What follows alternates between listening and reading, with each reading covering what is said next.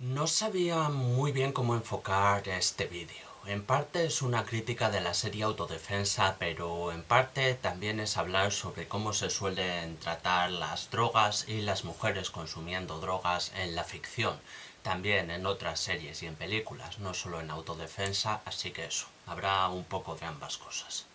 Ha habido cierto debate en redes y de hecho una de las creadoras y protagonistas de la serie respondió a algunos comentarios, generando todavía mucha más polémica de la que ya había porque dijo esto. Creo que quizá le da rabia a la gente ver a tías como pasándoselo bien o haciendo un poco lo que les da la gana. Ver a tías drogándose y que el hecho de drogarse no esté justificado como por un trauma o como una experiencia súper negativa, que entonces justifica su dolor y como mujer pues entiendes que estás perturbadísima y que por eso te drogas, que simplemente lo haces porque te da la gana. A lo mejor eso fastidia. No tengo nada en contra de quedarme en casa, ir al bosque y ver a pajaritos, pero tío, no es mi realidad, o sea, como... Y qué palo que esperemos eso de las ficciones que se hacen por mujeres, ¿no? Y la gente interpretó que decía que las drogas eran empoderantes. He escogido 23 tweets de personas afirmando que en ese vídeo Berta Prieto dice que las drogas son empoderantes. He escogido 23 para que os quede claro que había muchos, pero había muchísimos más, ¿eh? Todos con ese término específico. Empoderar, empoderante, empoderamiento. ¿Por qué cientos de personas se pusieron de acuerdo en decir que ella estaba diciendo que las drogas empoderaban específicamente ese término cuando ella no dice nada parecido? ¿Qué tiene el término empoderamiento que hace que la gente crea que se está usando cuando no se está usando? Pues me pareció un fenómeno social curioso, y como hay ficción y drogas de por medio, pues es totalmente mi campo, vamos. Y además estoy suscrito a Filmin, así que estaba todo a huevo para verla. Me puse a ello y la he visto. Autodefensa son 10 episodios autoconclusivos con una duración de unos 15 minutos, casi todos. Bueno, el más largo son 23 y luego el más corto con diferencia son 5 minutos de episodio. Se vende como humor y drama. A mí me ha parecido solo humor, la verdad. O sea, lo que había de drama pues será que no me ha calado o algo, pero me parece mayormente humor. Los episodios son tan autoconclusivos que de hecho tienen un tono bastante distinto entre sí todos, cada uno tiene los créditos con una tipografía distinta y tal, vamos, son totalmente distintos entre sí. Esto tiene su lado bueno y su lado malo.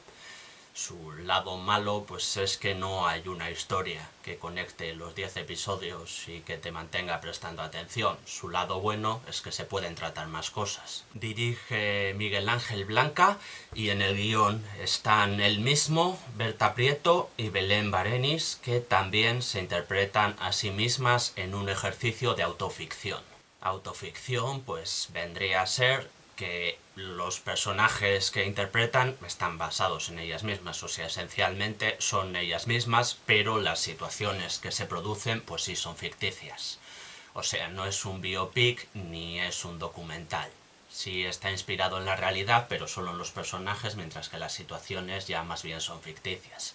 De hecho, en algún episodio incluso pues se adentra un poco el tema en el terreno del surrealismo, presentando situaciones bastante inverosímiles. La serie tiene sus fallos, a mí no me ha conseguido impresionar mucho. A veces, por ejemplo, es un poco redundante. Pues por poner un ejemplo del primer episodio mismamente, pues igual dicen 4 veces que están de resaca y es como ya haya entendido la situación que me quieres presentar, joder, no hace falta que me lo repitas más, te juro que lo he entendido.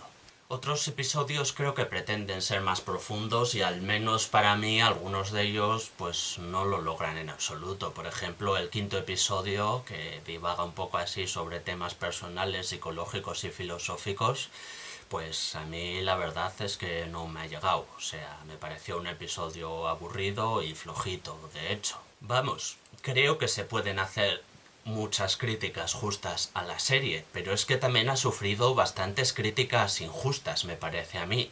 Vamos por partes. La serie tiene bastante sexo y bastantes drogas. No solo eso, pero bueno, sí que tiene bastante. Se puede decir que son dos elementos recurrentes bastante importantes.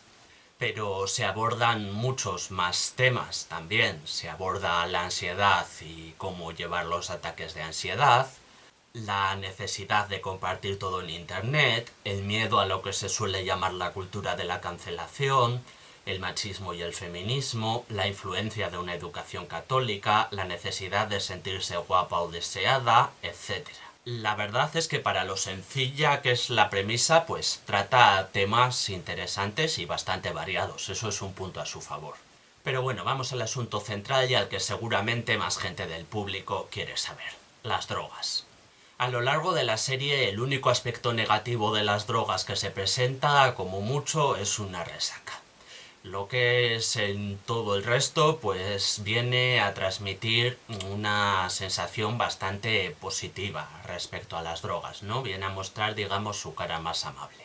Las drogas son presentadas como un elemento para divertirse, vamos, lo que vemos es a gente tomarlas y divertirse. No vemos a gente con problemas de adicción, no vemos a gente que muera por una sobredosis, no vemos a gente con el cuerpo hecho mierda por un consumo prolongado a lo largo de los años.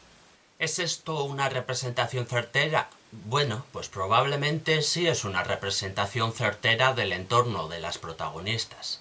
Yo personalmente creo que lo mejor sería que en una serie que se muestra el consumo de drogas, pues se muestre a gente que tiene problemas con ellas y a gente que lleva su consumo razonablemente bien. Sería lo más fiel a la realidad. Esto lo podemos ver en la película Martin H., por ejemplo. Hay personajes que sufren problemas por culpa de las drogas y otros personajes, en cambio, consumen y nunca les vemos tener ningún problema. En otro ejemplo de una serie, Los Soprano, creo que también aborda muy bien el tema. A lo largo de Los Soprano vemos sobre todo a un personaje que tiene un problema con las drogas y ese problema es tratado en varios episodios y se ve cómo genera sufrimiento a él y a la gente de su entorno, y en cambio a otros personajes les vemos consumir una raya de cocaína de vez en cuando y nunca vemos que tengan el menor problema de salud o social o lo que sea por ese consumo. Esto seguramente es lo más fiel a la realidad que podemos ver. En la vida real también vamos a ver a gente que se adentra en el mundo de las drogas y termina arruinando su vida y haciendo también muchísimo daño a la gente de su entorno, mientras que realmente otras personas pues van a snifar una raya de vez en cuando y nunca les va a dar problemas graves a su salud.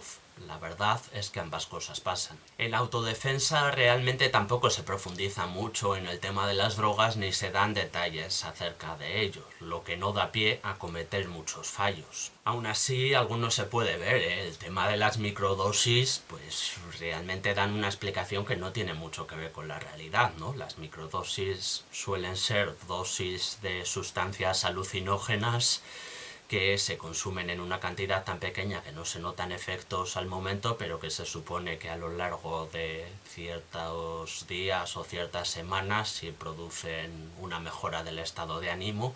Aquí las microdosis son presentadas como algo totalmente distinto a eso, y también el mismo doctor que habla de las microdosis pues deja caer que las benzodiazepinas son el principio activo de cosas que se han vendido siempre en los herbolarios. Tú me dirás qué planta tiene como principio activo las benzodiazepinas, la verdad. Pero bueno, puede hablarse de fallo propiamente dicho, o puede que el personaje del doctor estuviese intentando estafar a los personajes de las protagonistas. Yo ahí lo dejo, a saber. De hecho, también en el último episodio se ve una explicación bastante hippie sobre la DMT, sobre la dimetiltriptamina, y bueno, eso por ejemplo, pues creo que está hecho más o menos a propósito, ¿no? O sea, lo que se quiere mostrar en esa escena es un hippie flipándoselo. No pretende convencer al espectador de que lo que dice es exactamente así. Y por supuesto tenemos a mujeres consumiendo drogas en algún episodio que otro. La verdad es que hay una relación bastante fuerte entre el empoderamiento femenino y el consumo de drogas. La causalidad, eso sí, evidentemente, es la inversa a la que la gente creyó entender que decía Berta en su vídeo. O sea, las drogas no empoderan a las mujeres, eso es absolutamente obvio y bueno, no está de mal remarcarlo por si alguien se llega a pensar que sí. Pero las mujeres empoderadas sí consumirán más drogas. ¿Y por qué? Por una razón muy sencilla. Existe una diferencia importante de consumo de drogas ilegales entre hombres y mujeres que obedece a cuestiones de género. Eso nos lo encontramos constantemente en todos los estudios y encuestas en distintos lugares del mundo. Estadísticamente, las mujeres consumen menos drogas ilegales que los hombres. Y cuanto más machista es el lugar o la época en la que nos situamos, pues más se acentúa esa diferencia. Por tanto, cuanto más nos acercamos a la igualdad entre hombres y mujeres, pues más se acercan a la igualdad las tasas de consumo de drogas ilegales entre hombres y mujeres, lo que implica que un mayor porcentaje de mujeres consumirá drogas ilegales. Esto puede parecer un poco paradójico, pero es fácil de entender si se le da una vuelta. La diferencia en la percepción entre hombres y mujeres una vez se entra en el mundo de las drogas es estadísticamente enorme. Una mujer recibe muchos más insultos y desprecio por consumir drogas ilegales que los que recibe un hombre, y eso que el hombre también recibe insultos y desprecio por consumir drogas ilegales. Pero sí, la mujer aún más. Esto es lo único en realidad que dice Berta Prieto en ese vídeo, y tiene razón en ello. Es verdad que las mujeres reciben más insulto y desprecio por consumir que los hombres, al menos estadísticamente. Igual conocéis un microentorno que es una excepción y que allí se trata exactamente igual a las mujeres que a los hombres que consumen drogas ilegales, pero vamos, a nivel de la sociedad en general, pues está claro que a las mujeres se las trata mucho peor, creo yo. Solo hace falta ver encuestas, estudios o simplemente abrir ojos y oídos porque se ve muchísimo.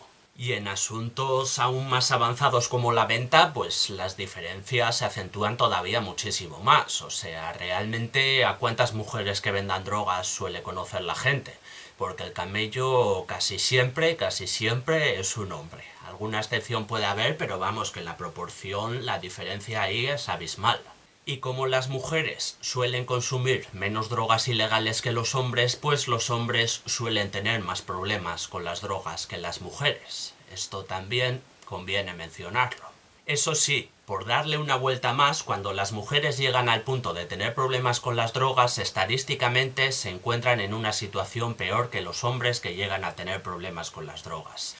No sé si me explico. Lo que pasa es que debido a lo que acabo de explicar, pues las mujeres que llegan hasta el extremo de tener un problema grave con las drogas tienden a haber agotado antes todos sus recursos para no acabar en esa situación. Mientras que los hombres que llegan al punto de tener un problema grave con las drogas, pues algunos de ellos, lógicamente, sí han agotado todos sus recursos, pero algunos otros no. A otros todavía tienen algunos recursos más que no han probado, porque no se encontraban tan expuestos como las mujeres que estaban en una situación similar.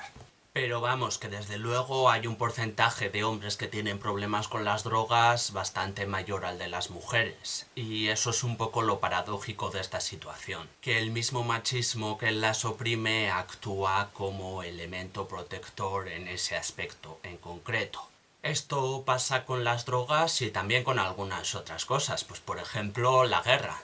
Ya sea morir en combate o ser reclutado forzosamente por el gobierno de tu país, pues es algo que afecta más a los hombres que a las mujeres y que da más problemas a los hombres que a las mujeres por razones machistas. Es un machismo que paradójicamente actúa como elemento protector. O sea, la idea machista es que la mujer es más débil que el hombre y por tanto tiene que quedarse en la cocina y no ir a la guerra. Es un ideario machista que la percibe a ella como inferior, pero eso la puede salvar de ser reclutada contra su voluntad o de morir en combate. Pues con las drogas un poco lo mismo. Tenemos ahí el machismo como elemento opresor y protector en algún aspecto también a la vez. Hay otra obra de ficción que trata bastante bien esto, la peli Barbahar, que también la recomendaría mucho. Trata de 3 mujeres que viven en Tel Aviv y podemos ver cómo salen de una cultura extremadamente machista, ¿no?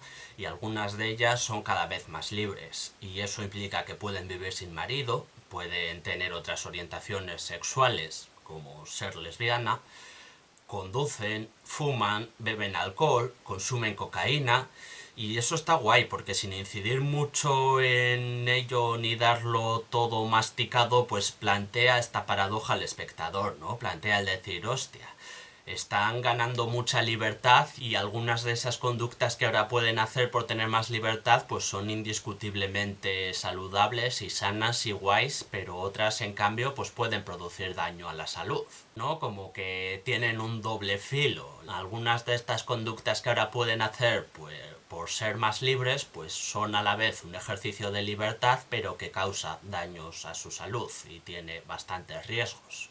Es una paradoja interesante. Yo, desde luego, pues creo que la libertad también implica eso, ¿no? La libertad también es la libertad de equivocarse, la libertad de correr riesgos, e incluso en algunos casos, pues puede ser hasta la libertad de dañarte tu propia salud si es que consideras que merece la pena los beneficios que obtienes a cambio. Es eso, un poco, el doble filo de esto.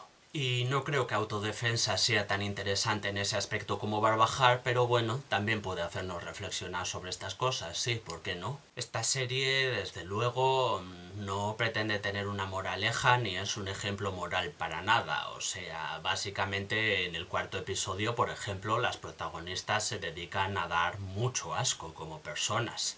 En el noveno episodio también. Y en el séptimo solo Berta, pero también se comporta como una mierda de persona durante todo el episodio. Y en ese sentido me interesa unas declaraciones que he encontrado que hicieron en una entrevista. En la serie somos unas cabronas y somos malas personas y eso es algo que no se suele ver en los personajes femeninos, dice Barenis.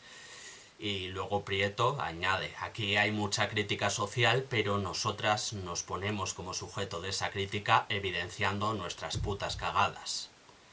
Eso es lo que hay, o sea, no es que lo hayan hecho sin querer. Autodefensa se le ha criticado mucho también que muestran un entorno más o menos privilegiado, y es verdad.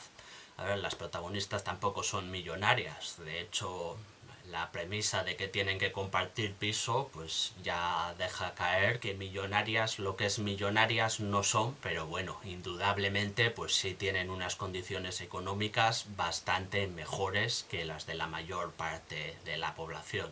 Pero es que no sé por qué se le está criticando tanto esto a Autodefensa cuando una enorme parte del cine y la televisión, o incluso de todas las historias en general, peca de esto. Seguramente porque la gente más pobre rara vez tiene la oportunidad de convertirse en guionista o en escritor o en algo por el estilo. Por tanto, lo más habitual es que las historias estén contadas por gente que no está en el sector más pobre de la población y que a menudo no tiene empatía con ese sector más pobre de la población. Desde luego siempre ha habido excepciones. Joder, pues sin ir más lejos, desde los orígenes del cine prácticamente, pues ahí estaba Chaplin, ¿no? Que nació siendo pobre y en la mayor parte de películas que escribía él, pues se solía escoger a él mismo para interpretar a un personaje pobre. Y no puedo evitar mencionar también que precisamente a mí me gustan mucho esas excepciones. O sea, realmente a mí me parece muy interesante y creo que suele sumar puntos a una película o a una serie que muestre cierta empatía o cierta crítica social o cierta sensibilidad y muestre un poco cómo son las vidas más precarias o más empobrecidas o las que más injusticias sufren o las que sufren en general todas las consecuencias de la pobreza. Vamos, a mí me parece muy necesario mostrar eso en cine y televisión y por eso buena parte de mis películas y series favoritas son las que tratan al menos en algún momento el tema de la pobreza y tal.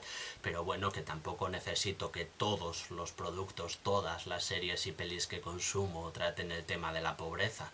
Autodefensa desde luego no lo hace. Autodefensa tiene unas protagonistas que tienen un entorno más o menos privilegiado Y no sé, o sea, me parece un poco extraño que a esta serie se le haya criticado tanto por eso, cuando la mayor parte de pelis y series que podemos ver, pues también tienen protagonistas que no tienen el menor problema en pagar un alquiler, ni viven en un piso de mierda, ni pasan hambre, ni tienen problemas para encender la calefacción siempre que quieran. Luego, por otra parte, el feminismo también es un elemento importante en varios episodios y analizado desde una buena serie de perspectivas actuales. No quiero tampoco destripar y analizar cada cosa que se dice sobre el tema en la serie, pero creo que hay reflexiones y elementos para el gusto de prácticamente todo el mundo, o sea, porque se subraya la importancia del feminismo, pero también se parodia en un episodio, o sea, hay un episodio directamente titulado Odiar a los hombres,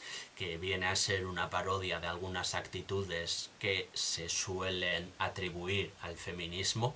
En realidad yo creo que más que actitudes del feminismo son actitudes que la gente que odia al feminismo afirma que el feminismo tiene. Y luego en otro episodio se muestran bastantes contradicciones importantes, o sea, desde una directora de cine que está ganando la hostia de premios por hacer cine feminista mientras se encubre abusadores porque son sus amigos, hasta las propias protagonistas renunciando a sus principios para ser actrices y mostrándose a sí mismas como hipócritas. O sea, no es una serie muy revolucionaria ni muy profunda, pero seguramente sí es más revolucionaria y profunda de lo que parece creer mucha gente sin haberla visto. En general, de hecho, me parece que ese es el mejor resumen de Autodefensa. O sea, no es una obra maestra ni es una serie buenísima, pero tampoco es tan mala como parece creer mucha gente, de las cuales muchos ni siquiera han llegado a verla. Además, Carlos Bollero dice que es malísima y normalmente hay que hacer lo contrario de lo que diga Carlos Bollero, así que está bien. Esto último es medio en broma, medio en serio. No os lo toméis totalmente en serio, pero tampoco os lo toméis totalmente en broma. Vamos, que se puede ver si os llama, y también podéis ver Martín H. o Los Soprano o Barbajar, ya que las he mencionado, ¿por qué no? Ojalá más películas y series que cuando representan a gente consumiendo drogas, pues nos muestren tanto a gente que tiene problemas por su consumo como a gente que no tiene ningún problema grave por su consumo ni lo va a tener. Porque así es como funciona la realidad y conviene saberlo. A veces las drogas dan problemas, a veces no los dan, depende en buena medida de los factores que tengamos en cuenta para consumirlas y creo que es algo que conviene saber. Y si tenéis alguna observación sobre Autodefensa o sobre cómo se suelen representar las drogas en la ficción o sobre cómo se suele representar a las mujeres que consumen drogas en la ficción, pues ahí abajo tenéis los comentarios. Y si no, pues también tenéis muchos vídeos sobre temas muy variados en mi canal que podéis ver si queréis. Si no queréis, pues no lo hagáis, claro. Haced lo que queráis, vamos. Por mí, como si queréis mear en la calle o follar con un escritor con fetiches súper turbios.